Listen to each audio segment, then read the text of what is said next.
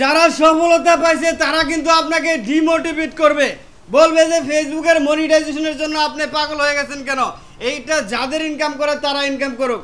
আমি বলবো যে এখানে সবাই মনিটাইজেশন নেবেন আপনারা।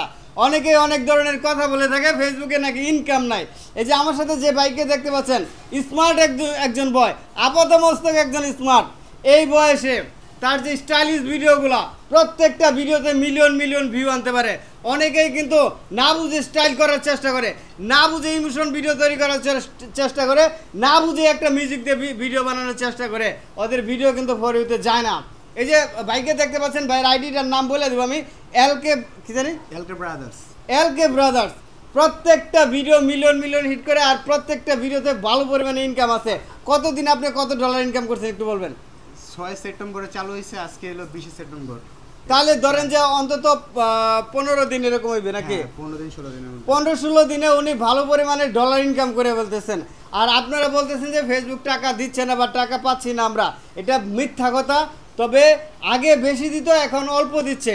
আর আমি অল্পতে সন্তুষ্ট। আর আমি সবসময় একটা কথা বলে থাকি, টাকা ইনকাম করা সহজ হওয়া কখনোই উচিত না, টাকা ইনকাম করা কঠিন হইতে হবে। টাকা যদি ইনকাম করা কঠিন না হয়, তাহলে আমার ওয়াইফ কইবে কয়েকদিন পরে আমি কন্টেন্ট ক্রিয়েট করবো, আমি কন্টেন্ট ক্রিয়েটর হয়ে যাবো। তারপরে আমার সন্তান কইবে আমি আর স্কুলে যেতাম না, আমি ভিডিও বানাবো। আর তারপরে মনে করেন যে ব্যবসায়ী করবো, ব্যবসা করব না, আমি ভিডিও বানাবো। তারপর ডাক্তার কবে আমি ডাক্তারি করবো না, ধর আমি ভিডিও বানাবো। তাহলে সবাই যদি ভিডিও বানায় তাহলে কি চলবো? না, এটা তো যার যে জায়গায় মেধা আছে, যার যে জায়গায় বুদ্ধি আছে, যার যে জায়গায় কাজে কাটা পিছন দিকে করেন, আরো যে জায়গায় ফোকাস করতে পারে তাকে সেই জায়গায় কাজ করতে হবে। তাহলে আপনার জন্য আমি মনে করি যে ভালো হবে। তবে সবাই যে হুমড়ি খেয়ে পড়তেছেন, সবাইকে হুমড়ি খেয়ে পড়ার আমি নিষেধ করব, বলবো যে যার যেটা ভালো লাগে সে সেটাই করবে নাকি। তবে সবার সব কাজ না, এটাও মানতে হবে আপনার। আমি যেটা করতে পারবো আপনি করতে পারবেন না, আবার আপনি যেটা করতে পারবেন আমি করতে পারবো না, এটাও কিন্তু একটা বিষয় আমি মনে করি। আবার অহংকার করতেছি না, বা অহংকার করার কিছু নাই। আমি অনেক শিক্ষিত, আমি অনেক স্মার্ট, আমার ফ্যামিলি অনেক ভালো, আমি কন্টেন্ট বানাইতে পারবো, এরকম বিষয় না। ব্যক্তি বিশেষ এক একজন এক এক রকম থাকে, এইটার উপর নির্ভর করে আপনি কন্টেন্ট বানাইতে পারেন। এটা খারাপ কিছু না, এটা ভালো। তো খারাপ কিছু না।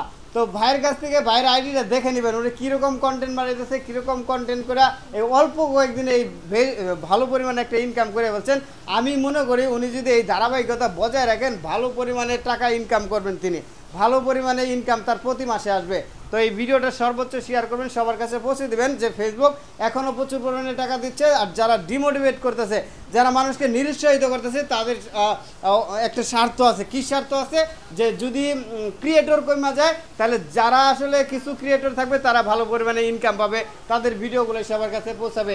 আরে ভাই, প্রতিযোগিতার সময় যে ভালো ভিডিও তৈরি করতে পারবে সেই ইনকাম করবে, আমি এটাই বিশ্বাস করি।